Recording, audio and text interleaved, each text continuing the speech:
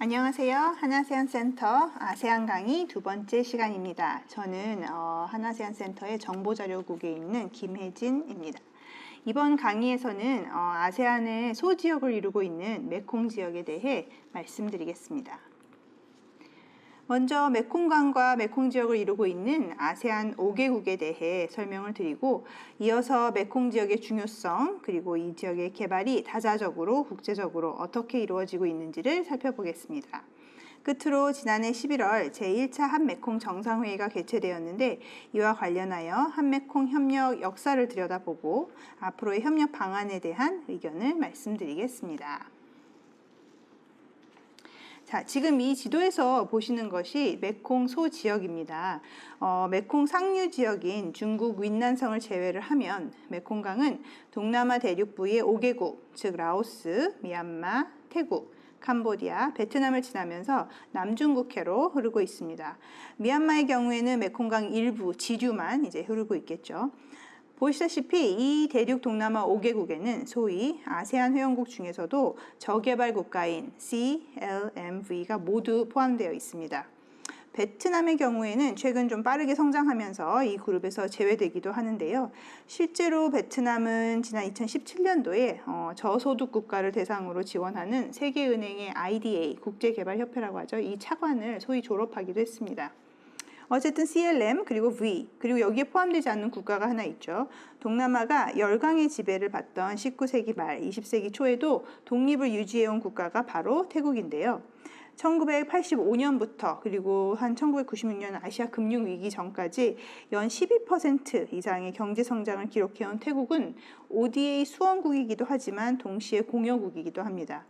이러한 이제 특별한 위치가 그간 메콩 지역에서 태국이 협력을 주도해온 이유이기도 합니다. 자, 그럼 메콩 소지역을 공부하면서 우리가 메콩강을 빼놓을 수는 없겠죠. 우선 메콩강에 대해서 좀 간략히 알아보면 어머니의 강이라는 뜻을 가지고 있는 메콩강의 길이는 무려 4,900km에 이르고요. 세계에서 12번째로 긴 강입니다. 또한 아마존에 이어서 두 번째로 다양한 동식물이 있다고 하는데요. 여기 그 파워포인트에서도 보듯이 2만여 종의 식물, 1200여 종의 조류, 850종의 어류, 430종의 포유류 등을 보유하고 있습니다. 유수량도 세계에서 10번째로 많은 강인데요. 그러다 보니까 상류 지역은 주로 수력 발전 에너지원으로서, 그리고 그 지도에 보시면 메콩 델타라고 동그라미 되어 있는 저 삼각줄을 형성하고 있는 하류 지역은 곡창지대를 이루고 있습니다. 자, 메콩 소지역을 구성하고 있는 동남아 각국의 정부 형태, 그리고 인구 규모와 중위 연령, GDP와 성장률은 다음과 같습니다.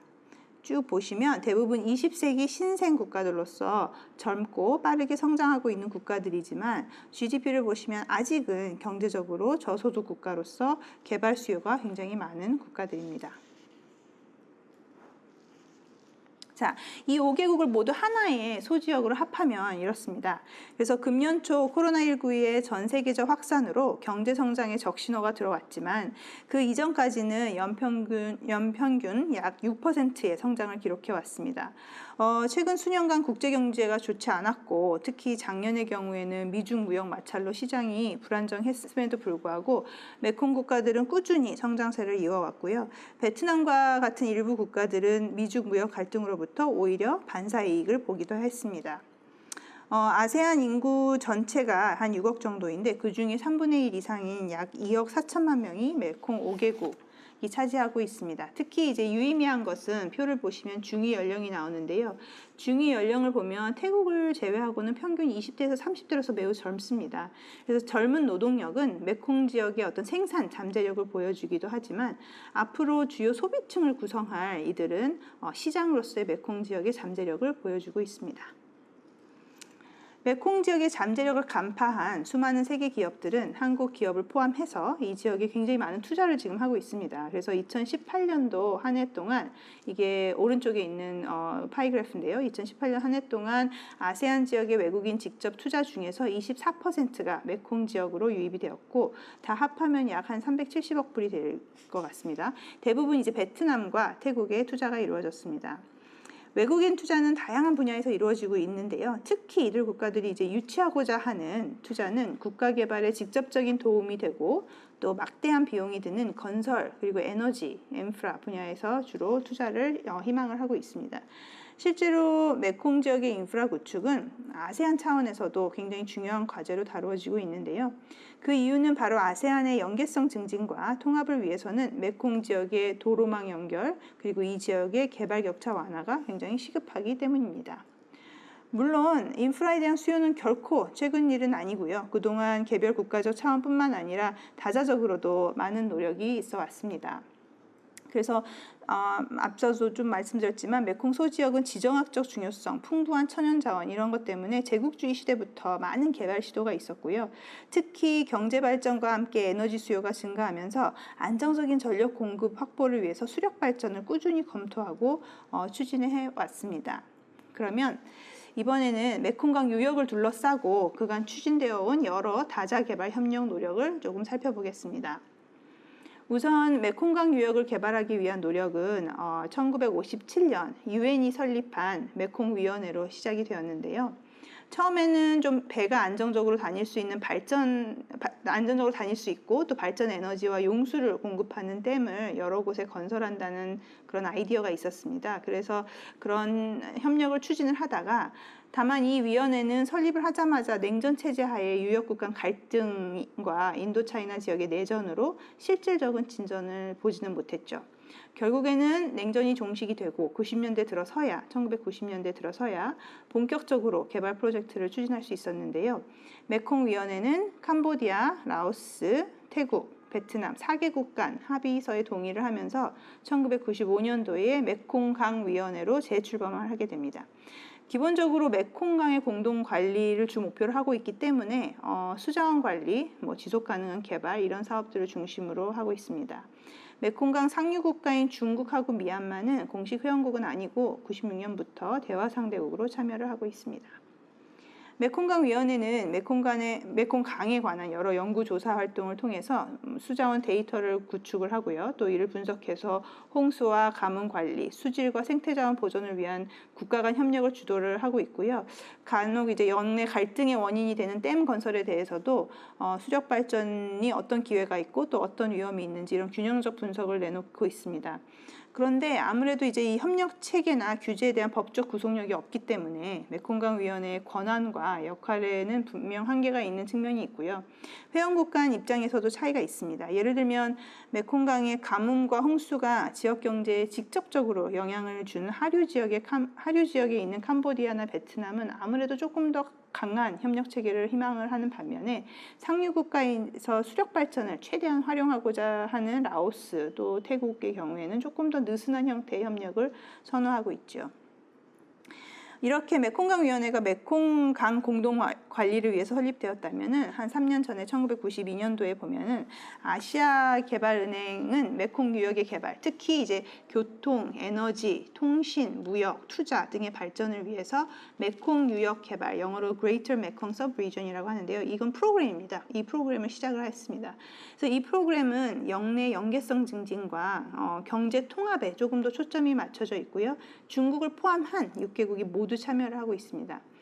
아까 앞서 있었던 지도에서 보면 중국의 광시성은 사실 메콩강이 흐르지 않아요. 그리고 미얀마의 경우에도 메콩강이 일부만 이제 흐르고 있는데 GMS 프로그램이 이들 지역까지 모두 포함한다는 것 자체가 이 프로그램이 메콩강의 수자원 관리보다는 이 지역 전체를 하나의 시장으로서 활성화하는 데 목적을 두고 있다고 할 수 있습니다. 이러한 협력이 가능했던 이유는 이제 그 90년대에 앞서서 70년대, 80년대에 중국에서는 덩샤오핑의 개혁 개방 정책으로 윈난, 광시 등 남서부 지역의 개발을 추진하기 시작했고 또 베트남에서는 도이모이, 쇄신 정책이죠. 그리고 라오스에서는 찐따나칸, 신사고 등의 개방 정책을 추진을 하면서 무역 투자 활성화에 대한 수요가 생겼고 그래서 이런 프로그램이 여기서 자리 잡을 수 있는 환경이 마련되었기 때문입니다. 그 GMS의 대표적인 사업은 이제 회랑 사업이라고 하는데요. 경제회랑이라고 하는데 동서경제회랑, 남북경제회랑, 그리고 남부경제회랑이 있습니다. 그 왼쪽 지도에 보시면 조금 더 간략하게 그 회랑들이 나와 있고 오른쪽 지도가 그거를 조금 더 구체적으로 어떻게 어떤 도로망들이 지금 구축되어 있는지를 보여주는데요. 이 세 개 회랑의 핵심은 교통의 연결이고요. 대부분 중국과 일본이 그동안에는 주도를 해왔습니다. GMS 출범 이후에 이 지역의 경제가 실제로 크게 성장을 해요. 1993년부터 2013년까지 20년 사이에 라오스는 무려 5배, 캄보디아는 4배, 태국과 베트남도 각각 2배 이상 성장을 했습니다. 구체적으로 예를 하나 들자면은 2008년도에 ADB가 지원한 라오스 지역의 북부에 3번 고속도로가 있고요. 그리고 태국 라오스 이제 메콩강 위에다가 교량을 건립을 하는데 태국 라오스의 4번째 교량을 건립을 하는데 이 두 개의 사업으로 무역량이 이전보다 70% 이상 증가를 하였다고 해요. 그래서 이런 회랑 개발을 통한 교통망은 기존에는 라오스는 사실 바다가 없는 사면이 육지로 다 둘러싸여 있는 랜드럭드 컨트리인데 이런 교통망을 통해서 라오스를 랜드링크드 컨트리로 거듭나게 하는 계기가 되었다고도 합니다. 다시 좀 돌아와서 보면요. MRC와 GMS가 이제 하드웨어적 측면에 조금 집중을 했다면 1996년에 출범한 메콩 연구소는 소프트웨어적 측면에 조금 더 초점을 두고 있습니다. 그래서 태국의 콩켄 지역에 있는 콩켄 대학이 있는데 그 안에 사무국이 있는 이 연구소인 동시에 정부 간 기구예요. 이는 메콩 지역 무역 활성화를 위한 주로 인적 자원 개발 또는 제도 개선에 주력을 하고 있습니다. 그래서 우리 정부에서도 한 메콩 협력 기금 사업으로 화물, 물류 운송 관련 훈련 과정을 지원하기도 했습니다. 그리고 마지막으로 아크맥스, 즉 에야와디 짜오프라야 메콩 경제 협력 전략의 약자가 아크맥스인데요. 이거는 앞서 말씀드린 대로 상대적으로 먼저 발전한 태국이 메콩 지역에서 개발 협력을 주도하기 위한 노력을 해왔고 탁신 정부가 들어선 지난 2003년도에 메콩 유역 개발을 위한 정상 차원의 이니셔티브를 추진한 게 바로 이 아크맥스입니다. 이 협력체는 2003년도에 출범을 했다가 협력을 하다가 조금 주춤했었는데요. 작년에 2019년도에 태국이 다시 아세안 의장직을 맡으면서 동력을 다시 되찾았고 현재는 태국이 인프라, 무역 활성화, 인적 자원 개발 등을 위해서 지금 총 5억 불의 재원을 마련하고자 하고 있어요. 그래서 태국이 2억 불 정도 기여를 하고 여타 메콩 국가들이 합해서 1억 불 그리고 한국을 포함한 여개 국가들로부터 총 한 2억 불을 지원받는 것을 목표로 하고 있는데요. 실제로 한국, 일본, 미국 등이 지금 이 아크맥스 이니셔티브에 동참을 하고 있습니다.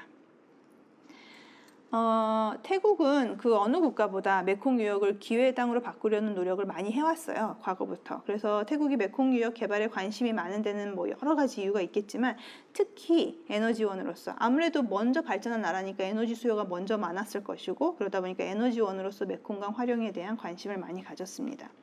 냉전 시기에 이제 그 공산화된 국가들은 미국이 지원을 하지 않으니까 상대적으로 태국이 미국과 세계은행으로부터 경제 원조를 많이 받을 수 있었고 태국은 그때부터 일찍이 이제 전력 생산을 위한 댐 건설, 송전 네트워크 구축을 위한 준비를 해왔어요. 그래서 90년대 들어서 이러한 계획이 재밌는 것은 태국 내에서 지역 주민과 시민사회의 반대에 부딪히면서 결국에는 그 수력댐 건설 계획을 태국 정부가 포기를 하게 됩니다. 이후로 태국은 주로 액화 천연가스와 석탄으로 에너지 개발을 집중을 하게 되고요. 이게 90년대에 그랬다는 거고 동시에 부족한 전력은 인근 국가로부터 수입한다라는 전략을 짜게 됩니다. 그러다 보니까 이웃 국가의 전력 생산 시설 개발 지원에 굉장히 적극적인 모습을 보이게 되는데요. 실제로 라오스의 첫 본류댐, 그러니까 메콩강의 사실 지류에도 그러니까 메콩강이 본 강이 있고 옆으로 이제 많은 강들이 흐를 텐데 그런 지류에도 많은 댐들이 있긴 한데요. 첫 본류댐이 라오스에서 사야부리 댐이라는 댐인데 이 건설 재원의 36억 불을 태국은행과 태국 국영기업의 자금이 이거를 지원을 하게 됩니다. 여기 지금 화면에서도 보시면 그 태국이 메콩강을 가지고 있음에도 불구하고 수력 비중이 굉장히 낮아요. 라오스에 비해서. 그러니까 라오스는 메콩강을 이용해서 수력 에너지를 수출하는 국가이기 때문에 수력 발전 의존도가 굉장히 높게 나오고요. 태국은 그걸 수입하는 국가라서 굉장히 낮게 나오고 그 밑에 표에서도 보시면은 라오스 같은 경우 총 설비 용량 수력이 거의 98.8%를 가지고 있죠. 이러다 보니까 유수량이 가장 많은 라오스는 수력 발전을 이용해서 전력을 수출함으로써 경제 발전이 필요한 재원을 마련하고 있어요. 사실 라오스는 이 메콩 5개국 중에서도 상대적으로 좀 저소득 국가이기 때문에 아직까지는 에너지 수요가 그렇게 많지는 않은데 수력 발전을 많이 하는 이유는 이걸 수출을 해서 그러니까 그 재원을 마련하겠다는 그 의지가 있습니다. 그래서 2010년 기준으로 수력 개발 프로젝트만 보시면 그 오른쪽 표를 보시면요, 총 100건에 이르고 있습니다. 그중 이제 메콩강 본류에만 지금 총 한 거의 9개에서 10개 정도의 댐 건설 계획을 가지고 있고요. 여기서 그 왼쪽에 있는 지도를 보시면 그 회색으로 표시가 되어 있는데 사야브리 댐과 돈사홍 댐은 지금 이 지도는 아마 조금 아웃데이트된 지도라서 언더 컨스트럭션으로 되어 있는데 사실은 지금 준공이 되었고요. 나머지는 아직도 계획 중에 있습니다. 보시면 이제 상류, 중국 쪽에서 댐을 굉장히 많이 건설을 했죠. 한 6, 7개가 중국 쪽에 있고, 라오스가 지금 거의 7개에서 8개 정도 계획을 가지고 있고, 캄보디아가 또 한 서너 개 지금 댐 건설 계획이 지도에서 보시는 대로 있습니다. 이제 라오스가 이렇게 댐 건설 계획을 많이 갖고 있다 보니까 하류 국가들이 우려를 갖게 되고요. 이에 따라서 그 아까 말씀드렸던 MRC에서 메콩강 위원회에서 그 위원 평가를 하기도 했고 그에 따른 권고도 제시를 합니다. 어떻게 뭐 협의를 해라라는 제시를 하는데 앞서 말씀드린 대로 MRC의 권고 자체가 구속력은 없기 때문에 위에 지금 아까 방금 말씀드린 사야브리 댐과 돈사홍 댐은 일단 라오스 정부 계획에 맞춰서 진행이 되었습니다. 수력 발전을 위한 뭐 댐 개발은 라오스만의 사업은 아니죠. 지도에서 보시는 것처럼 캄보디아에서도 지금 세산 댐을 비롯해서 다른 댐 건설 계획들이 있고 베트남에서도 있는데요. 또 아까 말씀드린 대로 중국에서도 이미 댐을 많이 건설을 해놨죠. 그래서 중국은 과거부터 매우 적극적으로 이 상류 지역의 댐을 건설을 추진을 해왔고 이로 인해서 하류에 상당한 영향을 미치기도 했습니다. 메콩강 본류 댐에 대해서 하류 국가들이 특별히 더 적극적으로 입장 제시를 하는 이유는 방금 말씀드린 대로 댐 건설에 인한 그 베트남 그리고 캄보디아 하류에서 뭐 물 부족 현상이라든지 어획량 감소라든지 가뭄 사태가 벌어지기 때문입니다. 캄보디아 같은 경우는 톤레삽이라고 굉장히 큰 호수가 메콩강으로부터 흘러들어오는 그 물로 이렇게 유지가 되는데 그 호수를 기반으로 그 어업에 종사를 하면서 그 생계를 이어가는 사람들이 굉장히 많은데 거기서 이제 어획량 감소가 되면은 여기 있는 어민들의 생존에 직접적인 위협이 되고 있겠죠. 그만큼 이제 메콩강의 댐 건설은 한편으로는 영내 발전에 왜냐하면 에너지원으로서 영내 발전에 꼭 필요한 에너지, 재생 에너지를 생산한다는 측면에서 굉장히 긍정적이기도 하지만 또 댐 건설이 이렇게 생태계를 파괴하고 하류 지역 주민들의 삶에 부정적인 영향을 미친다는 점에서는 좀 큰 어려운 도전 과제가 되고 있습니다. 이 대립되는 두 측면을 조화롭게 윈윈 방식으로 해결해 나가기 위해서는 결국에는 메콩 유역 국가들 간의 협력이 굉장히 중요한데요. 아직까지는 메콩강위원회 MRC가 그 역할을 부분적으로밖에 수행을 못하고 있지만 메콩 5개국이 중국과 함께 메콩강에서 댐 건설, 그리고 전력 생산, 그리고 생태계 보존 문제 이런 이슈들을 슬기롭게 해결해 나간다면 이건 메콩과 아세안의 협력과 통합에 굉장히 큰 진전을 가져오고 굉장히 중요한 마일스톤이 될 것으로 생각을 합니다. 물론 쉽지 않죠. 더군다나 지금 이 지역에 단순히 메콩 국가들과 중국의 관계뿐만 아니라 이제 뒤에서도 말씀드리겠지만 일본, 미국 등 여러 국가들의 이해관계가 얽혀있기 때문에 더더욱 어려운 과제이긴 합니다. 그래서 먼저 일본부터 보면 제국주의가 종료되고 나서 가장 먼저 메콩 지역에 관심을 보인 역의 국가는 일본이에요. 일본은 1977년 후쿠다 독트린을 계기로 동남아시아에 적극적으로 관여를 하기 시작합니다. 후쿠다 독트린은 1977년에 후쿠다 다케오 일본 총리가 동남아 순방을 하고 나서 마지막 나라인 필리핀에서 이제 연설을 해요. 그 연설에서 일본은 군사 대국이 되지 않을 것이며 아세안 회원국들과 정치 경제뿐만 아니라 사회 문화적으로도 마음과 마음을 어루만지는 진정한 친구가 되겠다. 그래서 여기서 heart to heart 커넥션이라는 얘기들을 하는데 이렇게 선언을 하는데 일본은 그 이후부터 막강한 경제력을 바탕으로 대규모 ODA와 투자를 아세안 전역에 이제 하게 됩니다. 그러다 보니 일본의 동남아 지역에 대한 영향력은 80년대에 최고조에 이르게 되고요. 그거로부터 가장 크게 아마 수혜를 입은 국가가 아마 태국이라고 할 수 있을 것 같은데요. 90년대에 들어서면서는 이제 일본 내의 경제가 조금 침체되면서 잠시 주춤을 했다가 이후 2009년도에 들어서 다시 특히 메콩 지역을 중심으로 본격적인 협력을 다시 추진을 하게 됩니다. 이에 따라서 생긴 게 2009년도에 일메콩 협의체인데요. 이거를 발족을 하고 일본은 매년 메콩 정상들과 정상회의를 개최를 하고 있습니다. 그 오른쪽 표에 보시면 이게 그 키예프에서 발표한 내용인데 보시면 2009년도에도 도쿄 선언이 있고 2015년에 신도쿄 전략, 2018년에 또 도쿄 전략을 이렇게 계속 발표를 하는데요. 제일 최근에 발표했던 도쿄 전략 2018을 보시면 거기는 활력 있고 효과적인 연계성, 사람 중심의 사회, 그리고 녹색 메콩의 실현을 제시를 하고 이 메콩 협력 자체를 이제 전략적 파트너십으로 격상시켰습니다. 일본의 대메콩 협력은 특징이 있는데요. 우선은 첫째 대규모 ODA 그리고 민간 자금을 이용해서 수출과 투자 진출을 강화를 하고요. 또 자국 기업들을 포함해서 기업 진출을 위한 인프라에 투자를 많이 하고 있고 최근에 와서는 특히 이제 환경 그리고 기후 변화를 강조하고 있습니다. 중국이 1대1로 사업을 통해서 메콩 지역의 대규모 인프라 사업을 이제 최근에 와서 전개하는 것에 대한 차별화로서 일본은 고품질 인프라라는 표현을 쓰는데요. 이러한 고품질 인프라 그리고 지속 가능한 개발에 강조점을 두고 있습니다. 일본의 대메콩 협력에 있어서 이번 발표에서 좀 각별히 주목하고 좀 이렇게 강조하고 싶은 거는 장점인데요. 일본의 그 홀리스틱 어프로치라고 하죠. 통합적인 접근 방법인데요. 예를 들면 일본의 대외 원조 기관인 자이카는 우리 코이카의 카운터파트예요. 해당하는 그 기관인데 자이카에서는 메콩 지역의 남부 경제 회랑 주요 도로망 개발 사업을 이제 거기 같이 추진 중인데요. 이걸 단순 인프라 구축을 넘어서서 연결성 제고를 통한 경제 개발에 초점을 두고 사업을 추진을 하고 있습니다. 구체적으로 예를 들어드리면 그 왼쪽에 있는 작은 지도에서 나타나는 부분인데요. 이 지도에 보시면 캄보디아 5번 국도가 쭉 보여요. 방콕에서 프놈펜까지 연결되는. 2023년도에 완공되는 이 캄보디아 5번 국도는 말씀드린 대로 프놈펜이랑 방콕을 연결을 하게 되는데 이 사업이 완성이 되면 캄보디아는 이 도로뿐만 아니라 태국으로부터 부품을 조달해서 자동차나 기계를 조립 생산하고 태국은 노동력이 풍부한 이제 캄보디아에 투자를 하면서 경쟁력을 높이게 되는 거죠. 이게 태국 플러스 원 포뮬라라고도 하게 되는데요. 기본적으로 도로 개선 지원이 단순 교통망 개선뿐만 아니라 주민의 삶과 지역 경제를 지원을 하고 메콩 지역을 다 연결한다는 사업으로서 의미가 있습니다. 중국은 또 그 다음에 이제 중국을 보시겠는데요. 중국은 역사적으로 메콩 지역에 꾸준히 영향력을 미쳐왔고 지리적으로도 중국의 남쪽에 메콩 지역이 바로 위치하고 있기 때문에 경제 협력을 넘어서 전략적으로 메콩은 중국에게 매우 중요한 지역입니다.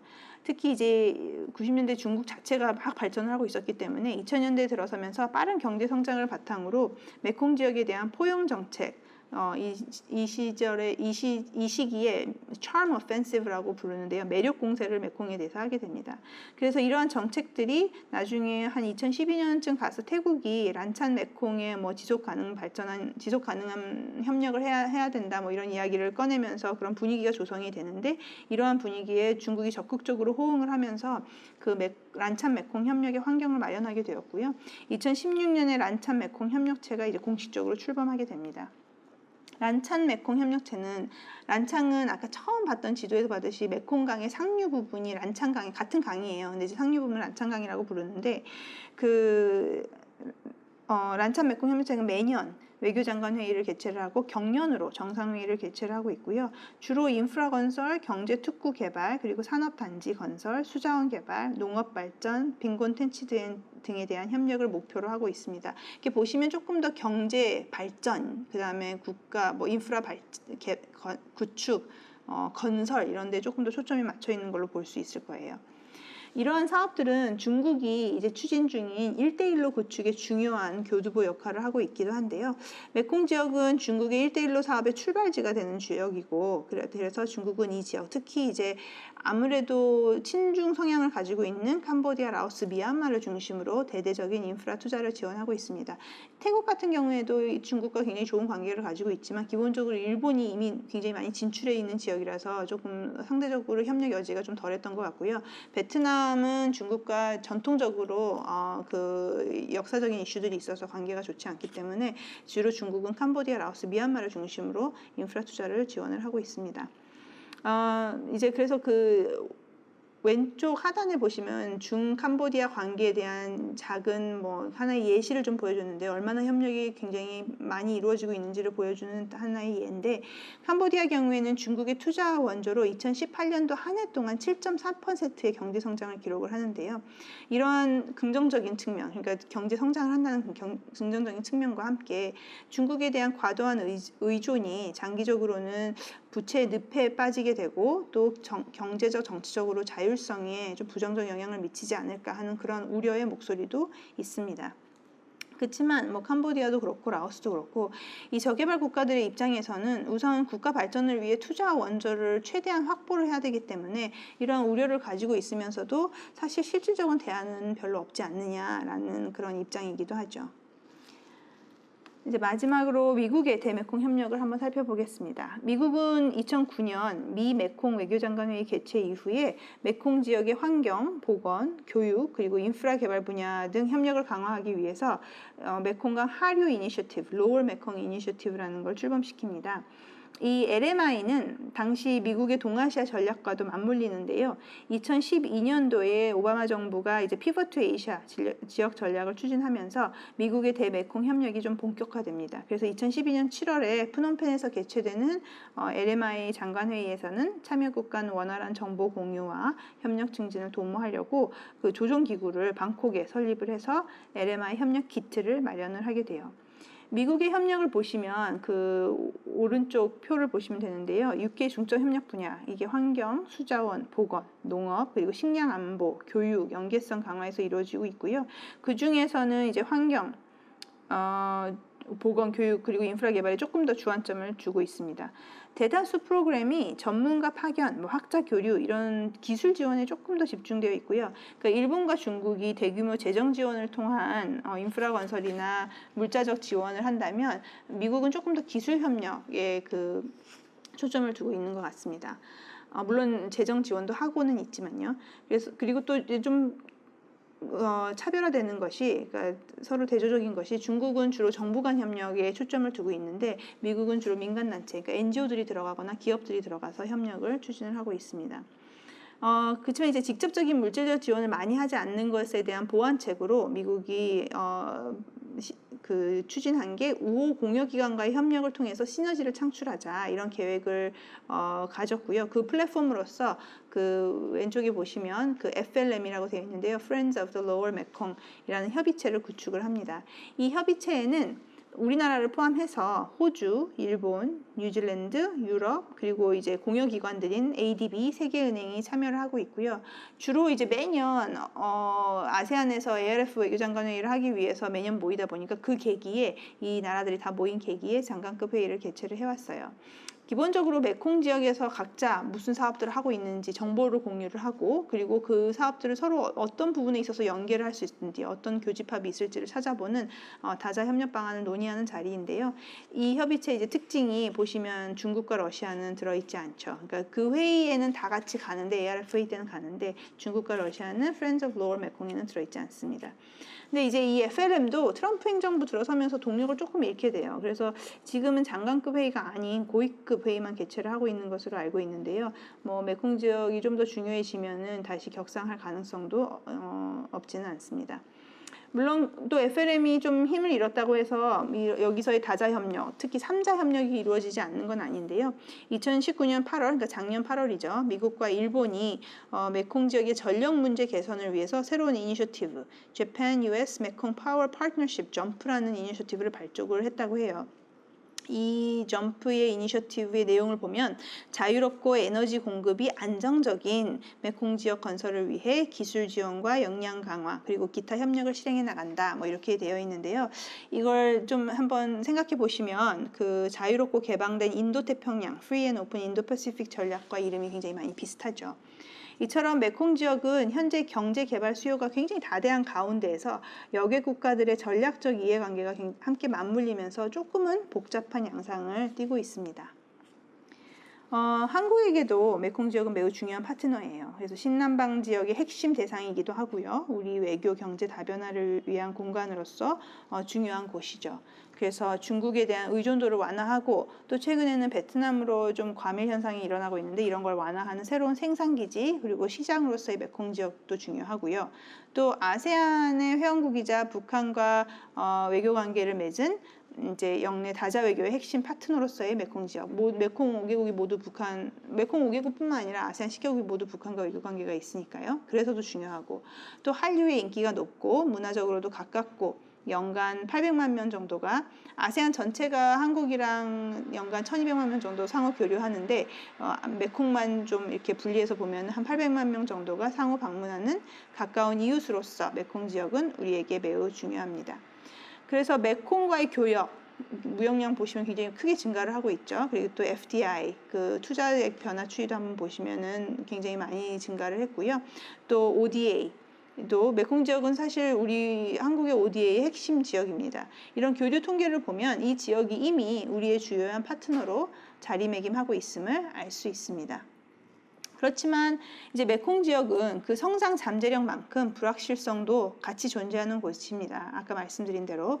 그래서 미중 간의 전략적 경쟁은 일시적으로는 일부 메콩 국가들에게는 반사이익을 주기도 하지만 장기적으로는 영내의 안정적인 통합과 발전에는 큰 부담이 될 수밖에 없는 상황이죠. 그래서 메콩과의 협력을 우리가 추진해 나가는 데 있어서는 우리도 메콩 지역에서 강대국들의 동향도 좀 잘 살펴볼 필요가 있고요. 이런 메콩 국가들의 또 개발 우선순위에 대한 이해도 필요하고 또 한 메콩 협력 사업들이 동력을 확보하기 위해서는 우리의 필요뿐만 아니라 메콩 국가들의 니즈와 그들이 또 공감하는 그리고 그들에 대한 이해도 필요하다고 생각을 합니다. 그럼 이제 한 메콩 협력을 조금 보다 자세히 살펴보도록 하겠습니다. 한국과 메콩은 10년 전에 2010년도에 베트남에서 협력체제 구축에 대한 이제 그 논의가 처음 시작이 됐고요. 그러면서 2011년도에 제1차 한메콩 외교장관 회의를 서울에서 개최를 합니다. 1년 후에 한메콩 협력기금이 설립이 되고 한메콩 협력기금 운영 사무국은 지금 메콩 연구소, 아까 말씀드렸던 메콩 인스티튜트 MI에 두고 있고요. 협력 사업을 그때부터 시작을 했는데 처음에 연간 100만 불로 시작한 협력기금은 지금 연간 300만 불 규모로 또 성장을 했습니다. 그리고 협력을 꾸준히 해서 사실은 이제 10주년도 되기 전에 지난해가 2019년이니까 9년 만에 정상급으로 격상이 돼서 2019년 11월에 제1차 한메콩 정상회의가 개최되었습니다. 지난해 발표한 한강 메콩강 선언을 보시면요. 3대 축과 7대 우선 협력 분야로 구성이 되어 있습니다. 굉장히 신남방 정책과 비슷하죠. 사실 두 개가 굉장히 밀접하게 연계가 되어 있고요. 그래서 신남방 정책과 연계가 되어서 사랑, 평화, 번영 세 개의 축에서 인적 자원 개발, 문화 관광, 농업 농촌 개발, 인프라, ICT 환경, 그리고 비전통 안보까지 이런 사업들에 주력을 하고 있습니다. 기본적으로 기존 협력이 있었기 때문에 기존 협력을 한층 심화하고 또 확대를 하고 나아가서는 각각의 개별 국가에 대한 지원과 협력을 조금 더 연계를 해서 보다 통합적으로 접근해 나가고자 하는 거라고 보시면 될 것 같습니다. 앞서 말씀드린 대로 메콩 지역은 이미 우리와 깊숙한 협력 관계를 가지고 있기 때문에 특히 이제 뭐 베트남과 같은 국가들은 저기 그 왼쪽 밑에 보시면 표에 그 각 양자 관계들이 좀 나와 있는데요. 베트남 같은 경우는 양자 교류가 매우 활발하게 이루어지고 있고 또 태국과도 전통적으로 저희가 교류가 많았고 미얀마 같은 국가들은 앞으로 협력 잠재력이 굉장히 큰 국가들이죠. 소지역 협력도 그러니까 지역 차원의 협력도 한메콩 협력이 시작된 이래 특히 인적 자원 개발 그리고 빈곤 퇴치, 지속 가능한 개발 협력 차원에서 농촌과 수자원 협력이 많이 이루어졌습니다. 2013년부터 19년까지 총 한메콩 협력 기금이 무려 742만 불이 조성이 되었고요. 그 외에도 이제 협력 사업으로 사실 협력 사업이 굉장히 많은데 좀 대표적인 거 네 가지만 우선 여기에는 적어봤는데요. 메콩 내륙 수료 운송 활성화 사업이라든지 물류 분야 역량 강화, 쌀 생산 효율성 증대, 그리고 또 양 지역의 중소기업 간 네트워킹을 위해서 한메콩 비즈니스 포럼이 매년 개최되고 있습니다. 또 우리 정부에 따르면 작년에 이제 첫 정상회의를 개최를 하고 합의한 여러 가지 이니셔티브들이 있는데 그게 이제 오른쪽에 나와 있는 앞으로의 협력 파트에 있는 표인데요. 한메콩 기업인 협의회, 한메콩 생물 다양성 센터, 한메콩 물관리 공동연구센터 설립을 통해서 메콩 지역과 지속 가능한 협력을 한층 강화해 나갈 계획이라고 합니다. 우리에게 메콩 국가들이 이렇게 중요한 파트너인 것 마찬가지로 사실 한국도 메콩 국가들에게 의미가 굉장히 큰 파트너 국가입니다. 뭐 중국이나 일본처럼 대규모 재원을 지원할 수는 없고 또 미국처럼 이렇게 주요 전략 파트너가 되기는 어렵겠지만 한국은 미중일과 같은 국가랑은 달리 협력에 따른 정치적 부담이 조금 적고요. 보다 대등한 관계에서 우호적인 협력이 가능하고 그러면서도 선진 기술과 제도를 배울 수 있는 굉장히 좋은 파트너인 거죠. 메콩 국가들에게는. 그래서 특히 문화, 역사적으로 유사성과 지리적 인접성은 그러니까 문화, 역사적으로 굉장히 비슷하고 지리적으로도 가깝다 보니까 메콩 국가들이 교육, 제도 이런 것들을 한국으로부터 배워가는 큰 이유이기도 합니다. 메콩 국가들이 이제 좀 주목하고 있는 우리나라의 강점은 특히 IT 기술력에 있습니다.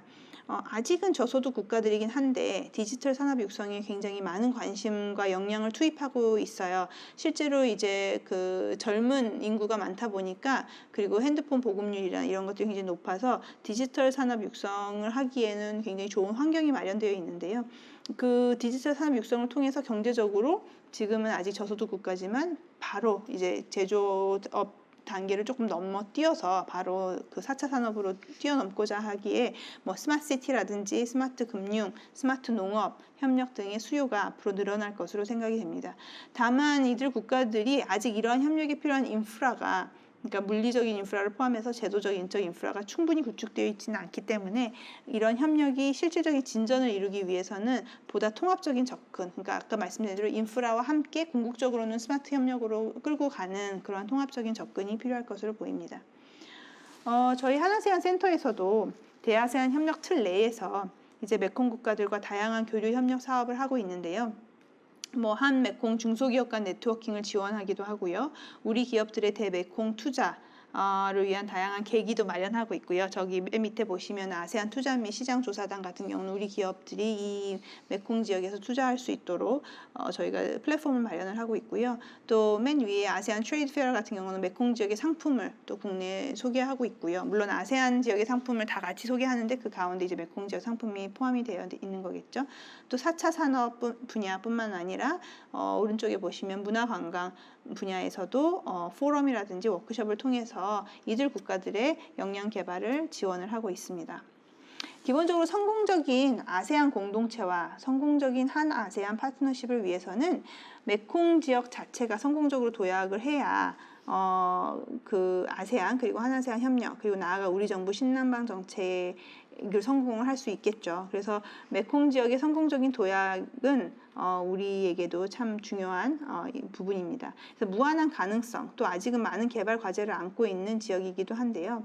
오늘 발표는 메콩 지역을 하나의 소지역으로 보면서 다양한 다자 협력 체제를 살펴보았는데 메콩에 대한 이해를 좀 보다 깊이 하기 위해서는 사실 이걸 소지역으로 바라보는 것도 중요하지만 각 개별 국가에 대한 공부도 반드시 필요하다고 생각합니다.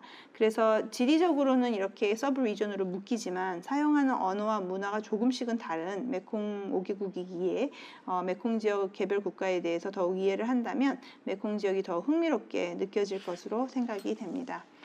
이렇게 오늘 강의 장시간 들어주셔서 감사드리고요. 앞으로도 계속해서 한아세안 센터와 아세안에 그리고 메콩 지역에 많은 관심 가져주시기 바랍니다. 감사합니다.